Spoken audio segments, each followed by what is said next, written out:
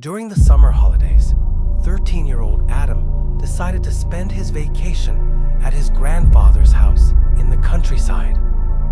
A large traditional home surrounded by olive trees and wheat fields, far from the noise of the city.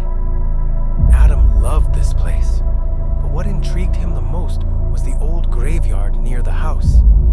He had heard eerie stories about it, but never believed them. At least, not until that night.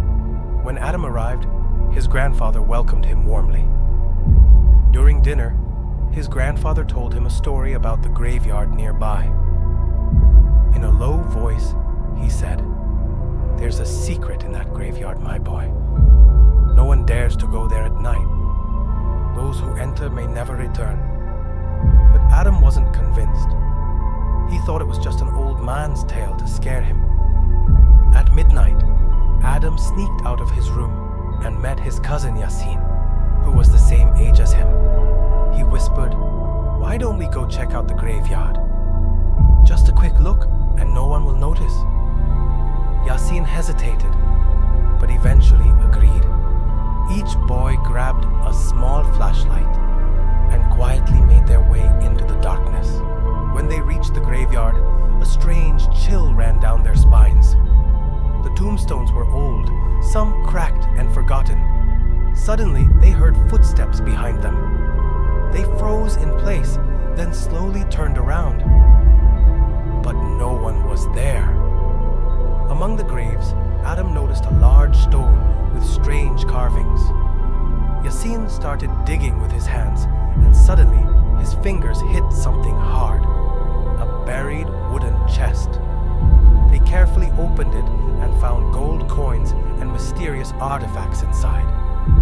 But the moment Adam touched one of the coins, the ground beneath them started to tremble. Out of nowhere, a mysterious figure appeared, wearing a long white robe. His face was hidden, and his glowing red eyes stared at them. In a deep voice, he said, "You have awakened the curse. This treasure is not yours."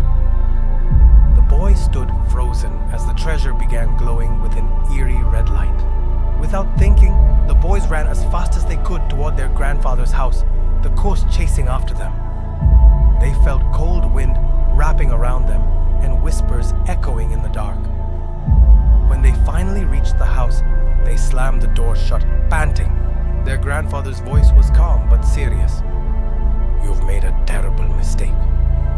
Their grandfather took a deep breath and said, "That treasure has been buried for hundreds of years, belonging to a betrayed prince. Whoever tries to take it is cursed until it is returned. You have until dawn to put it back, or there will be no escape."